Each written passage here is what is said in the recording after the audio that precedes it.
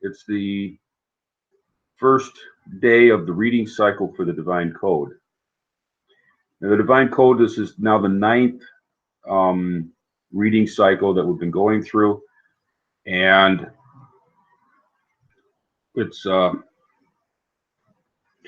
book that is designed for non-Jews to understand the Torah as it applies for non-Jews. There's a reading cycle, starts on June 21st, continues through the year, or it will continue through the year when the final part of the Divine Code is published. Currently, it goes into April. It's 1 page or 2 pages a day. That's one sheet of paper. Both sides to be 2 pages. My hope is, and this is something I've wanted to do for a couple years, but I'm actually going to try it this year, is to once a day go through the reading and talk about it a little bit. I'm not pretending to be a teacher of this, but I'm a student and I'm going through it as a student. Hopefully, one of the ideas that I've had for the past couple of years would be to have a daily discussion with like-minded people to gain better understanding, because a discussion can help people gain better understanding than people can learn on their own. Today we're starting with the author's introduction, Rabbi Moshe Weiner, and he starts by explaining an idea given in the Talmud in Tractate Sanhedrin 56b. And the Talmud is talking about a verse in the Bible, Genesis chapter 2, verse 16. The master of the universe commanded Adam, the first man, on the day of his creation, as it says, and the Lord commanded the man Adam. God commanded 6 precepts to Adam. 1, the prohibition against worshiping false gods. 2, the prohibition against cursing God's name. 3, the prohibition against murder. 4, the prohibition against specific forbidden sexual relations. 5, the prohibition against theft. 6, the commandment to establish laws and courts of justice. This includes the obligation for leaders to inform their communities about the Noahide precepts.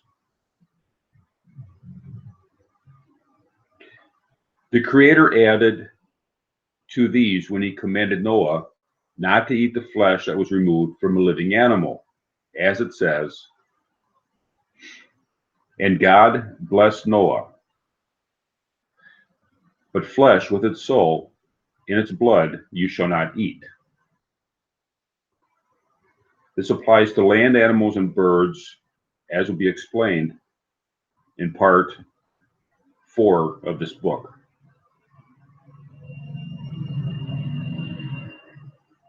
These 7 precepts are called the 7 commandments for the B'nai Noach, the children of Noah, that is, Gentiles who were non-Jews. When Moses, our teacher, was called up on Mount Sinai, he received the Torah's commandments directly from the Holy One, blessed be he, together with their exclamations. Moses received the entire Torah from God, both the written Torah, the 5 books of Moses, and the oral Torah. The oral Torah is the exclamation of all the commandments, which are very concisely recorded in these 5 books.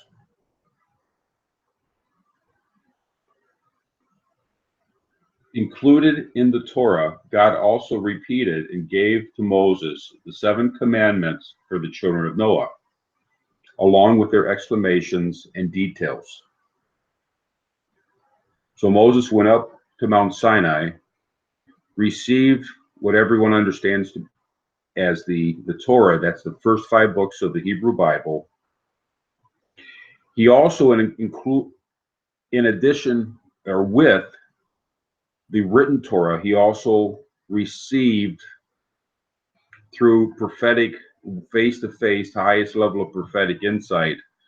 He received the awareness of those laws of how they function. So it's not, the book, but it's also the training. It would be like going to college. You don't just get a book, you also get the training that goes with it. That's what Moses received on Mount Sinai. All the Gentiles of the world were henceforth eternally commanded to accept upon themselves and to fulfill these 7 divine precepts, because the Holy One, blessed be He, commanded them in the Torah. And He made known through Moses, our teacher, that the descendants of Noah had previously been commanded to do them.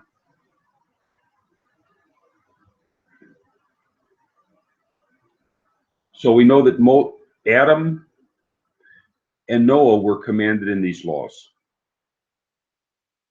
And at Sinai, in the giving of Torah, these laws were given the extra strength that comes from them being included in the Torah. The same Torah that the Jews received, we received these 7 laws. And therefore, these 7 laws have the same power that the Jewish commandments have for the Jews. These 7 commandments have general principles and many details. All of them are described in the oral Torah, just as the 613 commandments, mitzvah, of the Jewish people were commanded to observe. The Jewish sages and the faithful rabbinical authorities in every generation are commanded to explain the Torah to the rest of the Jewish people. They are also commanded to explain the Noahide commandments to the Gentiles, to teach them how these 7 mitzvot should be fulfilled.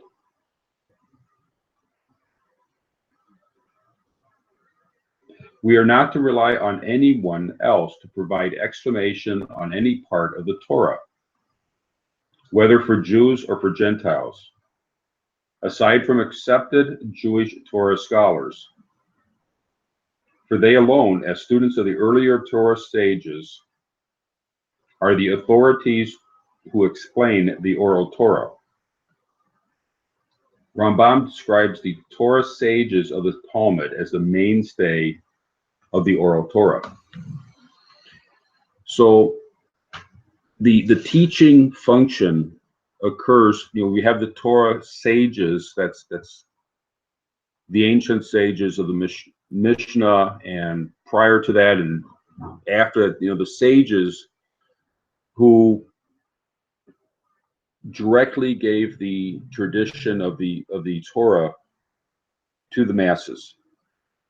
And then we have the rabbinic authorities who are tied into the sages through the learning to explain to everybody else, including the regular Jewish people, as well as the Noahides, are to explain what these things mean. Now, that creates a difficulty for a lot of us, because how is it that we are to interact with this? What is it that we as regular people are able to function, and what are we to not try to function in? Now, there is one of the laws is to establish the courts of law. That means that regular non-Jews, as well as Jews, have to be able to function within these laws and understand and be able to interpret the laws on a case-by-case basis. Because in order for a court to exist, there has to be the people in the court have to be able to know how to apply a law to a specific case. Therefore, obviously, we as no-hides, as well as regular regular Jews who are operating as judges, have to be able to function within this. However, we are to be receiving instructions from the higher quality rabbis. The question is the interface between the two concepts, and that's something that that's a major concern, major question that I have in my head. And one of the reasons for wanting to make this more of something on the internet. As time goes, I hope to be able to find people that would be interested in discussing this. And there's apparently in this Google Hangouts the ability to share links to the discussion so other people can come in and we can talk as like a student discussion group. That's what I'm hoping for. So okay, that's June 21st, and I hope to be able to do this tomorrow also, and wish everyone well with their studies. Thank you.